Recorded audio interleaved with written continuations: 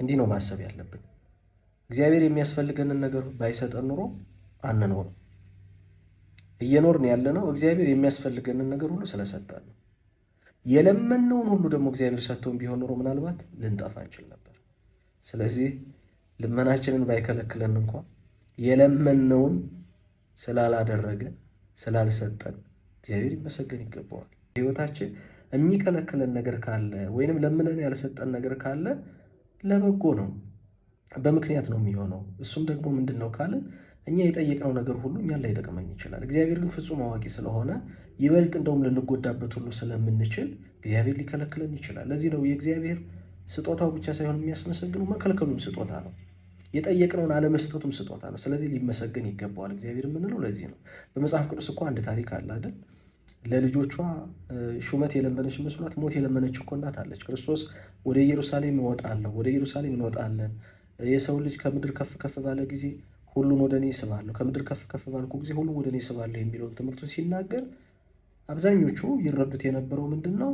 መሲህ እንደመሆኑ መንግስት ይመሰርታል፣ የዳዊትን ድንኳን ያነሳል፣ ስለዚህ በኢየሩሳሌም ላይ ይነግሳል የሚል እሳቤ ስለነበረ ይቺ ሴት ቀረብ ብላ ለልጆቿ ለያዕቆብና ለዮሐንስ ከ12 ደቀ መዛሙርት መካከል ያሉ ማለት ነው በግራና በቀኝ መሆንን ለልጆቼ ፍቀድ ለምንሃለሁ አለችው።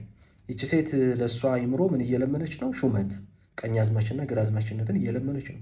ግን ሳታውቀው ለልጆቿ ምን እየለመነች ነበር? ሞት እየለመነች ነበር። ጌታ ምን አለ? የምትለምኑትን አታውቁምና ትስታላችሁ። እንዲህ ነው አንዳንድ ጊዜ በህይወታችን እንዲህ ነው። ይጠቅመናል ብለን ያሰብናቸውን ነገሮች ብዙ ጊዜ በእግዚአብሔር ፊት ያለቀስንባቸው ጊዜያቶች አሉ።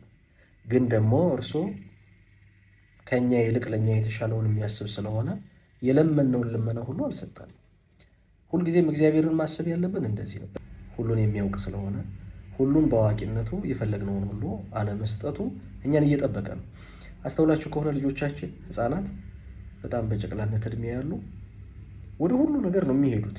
እሳቱን መጨበጥ ይፈልጋሉ፣ ያገኙትን ወደ አፋቸው ማስገባት ይፈልጋሉ። ይሄን ሁሉ እነሱ ይጠቅመናል ብለው ነው የሚሰበስቡት ወይንም ወደ ነገሮቹ የሚሄዱት።